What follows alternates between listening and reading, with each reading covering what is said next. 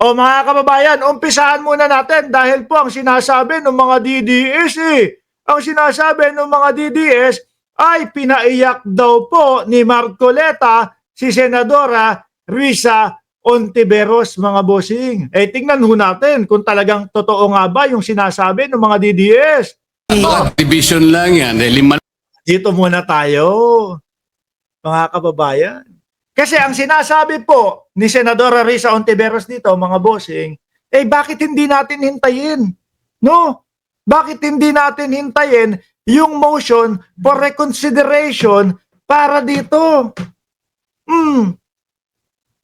Sabi ni Marcoleta, wala na yan. Biruin mo kapag kung mabaliktad man yan, kinakailangan ng 8. Sa tingin niyo po ba sa tingin niyo po ba mangyayari yun? Ganun ang gustong ipamukha nito pong si Boy 2K o aka Kuryente King na nagbabalat kayo na hindi daw po siya DDS, mga kababayan. Tingnan niyo po at kayo ang humusga kung totoo nga po ba na talagang dinurog ni Marcoleta si Risa Ontiveros. Pakinggan niyo at tingnan niyo din po ang itsura ni Marcoleta habang binabayo ni Ontiveros. Division lang yan. 5 lang yun. Hindi po No, bank Mr. yun. President, to reiterate what I already said, mga ano po ito, reversal ng unanimous Supreme Court decision.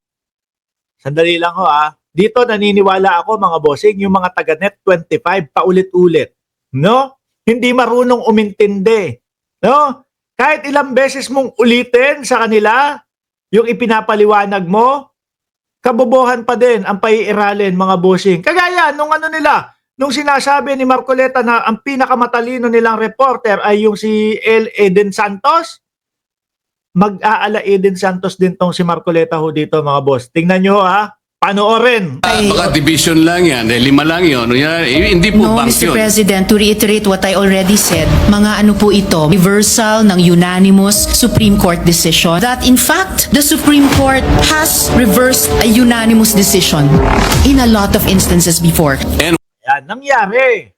No? Na talagang unanimous yung pag-reverse o yung pagbaliktad ng desisyon ng Korte Suprema, mga bossing. Ipapaliwanag ni Risa Ontiveros kay Marcoleta. Pero magmumukhang Eden Santos itong si Marcoleta. whether or not they Mr. were President, characterized by... sinabi ko rin na po kanina ang Dali bank po. decisions po ito.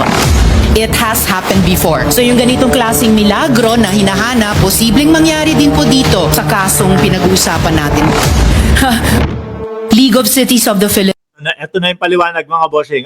Philippines versus COMELEC. Original decision 2008, reversal on motion for reconsideration 2009. Isa pa pong halimbawa, International Service for the Acquisition of Agri-Biotech Applications Inc. o ISAA et al. Versus Greenpeace Southeast Asia. Original decision, unanimous, December 8, 2015. Reversed unanimously on MR din, July 26, 2016. It has happened before. So yung ganitong klaseng milagro na hinahanap, posibleng mangyari din po. Posible.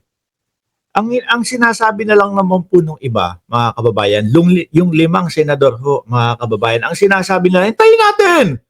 No? Bakit tayo nagmamadali? Bakit hindi natin hintayin para siguradong sigurado at wala tayong malabag?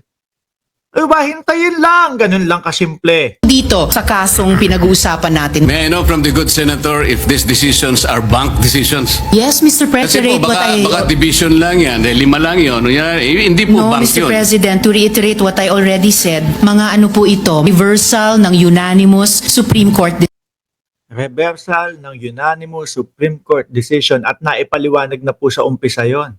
No?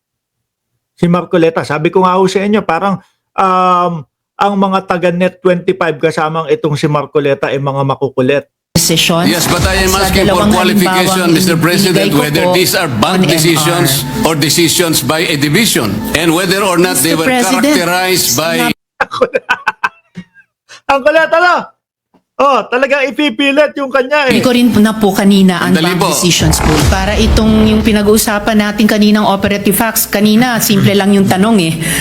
May kaso na po ba na ang Supreme Court sa unanimous decision ay ni-reverse ang sarili nila? Ngayon may dinadagdag na tanong. Pero sige po, yung League of Cities of the Philippines versus COMELEC, the Supreme Court in its original decision in 2008 unanimously declared the cityhood laws unconstitutional. I will have to get more information po on the ISAA, reversal of unanimous Sabi ni Brian Pabustas, anak ng tinola nila, nung itutuloy ang trial, masyadong pinepetics. Pero itong motion to dismiss, minamadali.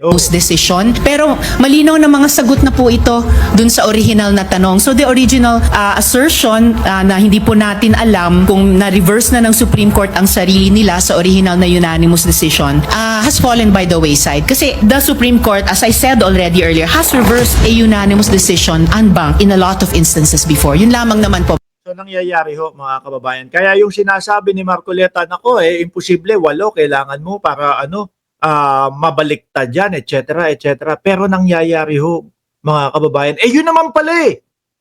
Di ba? Yun naman pala eh.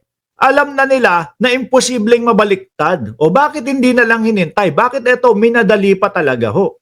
Mga bossing. Di ba? Kung hinintay yan, nako sigurado mga bossing, ang sasabihin ng taong bayan wala final na talaga no? Talagang yun na yung desisyon ng Korte Suprema Pero nagmadali ho, meron pang nakapending ho mga kababayan. 'Di ba? Meron pang nakapending na sana hinintay na lang tapos saka maggaganyan. Di po ba mga bossing? Tapos ang palalabasin po ng mga DDS, sinunog daw po si Risa Ontiveros ni Marcoleta. Sa nakikita ko po dito mga kababayan, sunog. Sunog po sa kuryente si Marcoleta mga bossing. Di ba?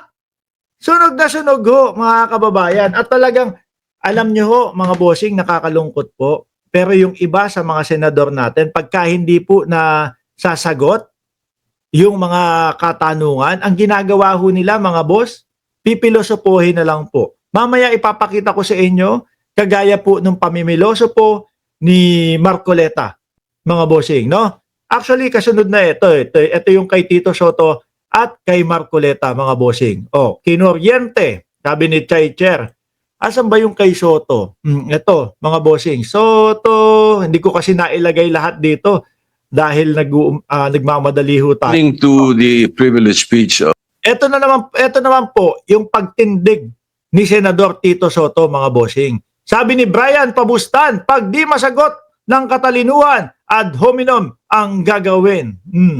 listening to the privileged speech of the distinguished gentleman from Tarlac, the basis of your motion to dismiss is the Supreme Court's decision, which is now pending appeal by virtue of the MR or the motion for reconsideration filed